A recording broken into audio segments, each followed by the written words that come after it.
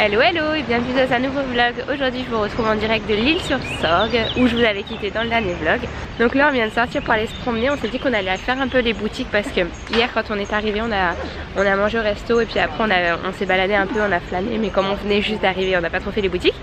Mais aujourd'hui on va le faire et là il y a une énorme brocante. C'est trop joli. L'Isle-sur-Sorgue c'est réputé pour avoir plein de boutiques d'antiquaires déjà et d'antiquités. Et donc c'est trop joli, je vais vous montrer. Voilà, avis à Stéphane, papa de Joanne, qui fait de la sculpture. Il nous a demandé ce qu'on voulait pour la nouvelle maison. Voilà, on veut une panthère comme ça. Ah, elles sont trop belles les petites chaises. Ah, ça, on se croirait dans La Belle et la Bête. En vrai, il y a plein de trucs hyper jolis, mais comme on ne sait pas encore la déco qu'on va avoir dans la maison, on sait pas trop quoi prendre. Par contre, là, le miroir, ça c'est magnifique. T'imagines ça dans l'entrée? En haut, là, en haut de la porte du salon, dans le hall. Ce serait fou. Je sais pas si ça rentre, mais ce serait fou. Non mais on rêve là, parce qu'on va pas se trimballer tout ça en voiture hein. Déjà qu'on rentre en avion, ça ferait infliger ton père ou ma mère. C'est trop stylé, j'aime trop les antiquités. Ça fait vraiment faire un saut dans le temps. On s'imagine qui c'est qui les a achetés, qui c'est qui les a utilisés. On aurait bien ramené un truc, mais là c'est un peu encombrant quand même hein, pour ramener jusqu'à l'Espagne.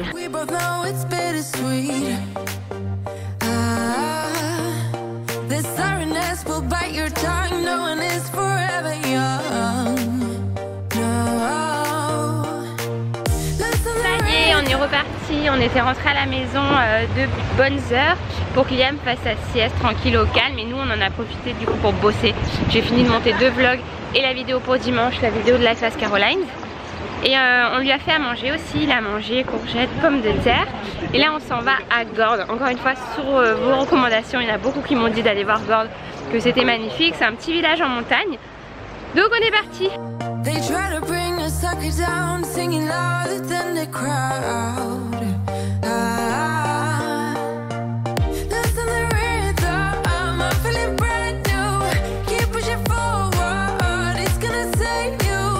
On est passé en mode porte-bébé parce que c'est pas facile du tout d'accès en poussette. Il y a plein de marches, il y a plein de petits galets et tout, c'est pas du tout facile d'accès. Du coup on avait prévu le coup avec le porte-bébé, on est content. Et on va pas trop tarder parce que là-bas depuis tout à l'heure on entend que ça tape. Aujourd'hui direction le Colorado provençal, on a une petite balade de 40 minutes. Du coup c'est Joanne qui porte Liam parce que 10 kg dans le dos, je l'ai fait hier. Ça commence à peser quand même.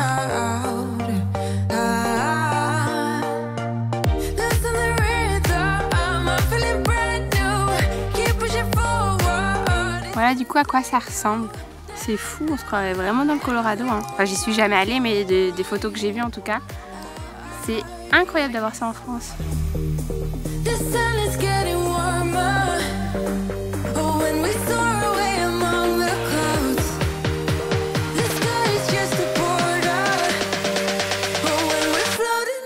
On vient juste de manger au Roussillon, c'est un petit village juste à côté du Colorado provençal qui est perché sur les hauteurs, sur les montagnes bien rouges, c'est trop joli, c'est encore un petit village français trop mignon. Et là on était au resto et juste à côté de nous il y avait un couple de personnes âgées qui étaient anglaises et à un moment donné le monsieur a commencé à s'étouffer avec un bout de viande qu'il a mangé.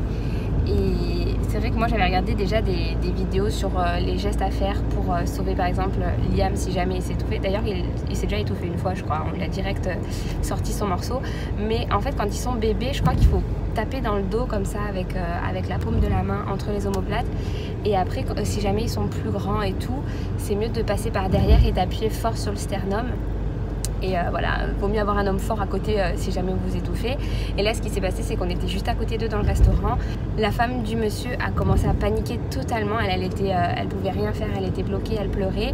Et nous avec Joanne on l'a vu tout de suite, donc Joanne qui était à côté est arrivée. D'abord il a commencé à lui taper dans le dos, ça sortait pas. Ensuite il lui a appuyé vraiment fort sur le sternum pour faire sortir. Et c'est sorti. Du coup le monsieur franchement il a vraiment eu peur, nous aussi on a eu peur. Le resto était déjà en train d'appeler les pompiers et tout. Et voilà, Joanne a sauvé la vie du monsieur. Tu te sens comment? Soulagée. Soulagée. Au fait un bon conseil si jamais vous visitez la Provence, si vous cherchez les champs de lavande, ça fleurit de fin mai, enfin ça commence fin mai début juin et je pense que c'est fleuri tout l'été. Mais là typiquement on est le 20 mai. et ils sont tous pas fleuris. On était dégoûtés, franchement, on a cherché les champs de lavande un peu partout. Tu étais dégoûtée. J'ai été dégoûtée aussi, non, parce que franchement, après avoir roulé autant pour les trouver, t'étais dégoûtée, pareil.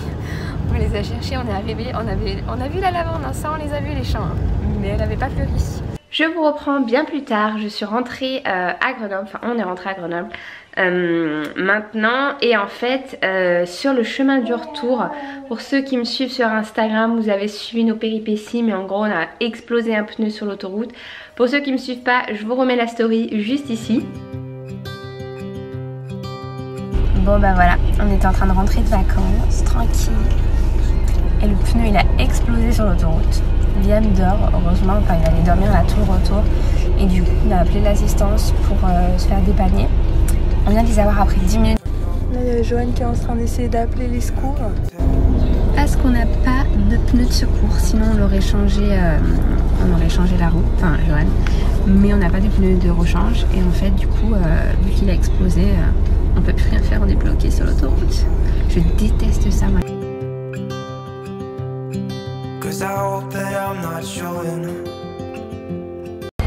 Obligé de réveiller Liam parce que il va charger la voiture là-bas derrière. Au chaton il dormait bien.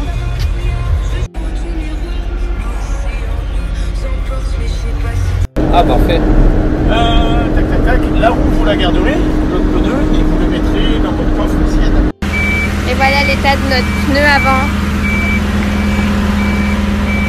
Il est pas très bien, il est pas très frais pour rentrer à Grenoble.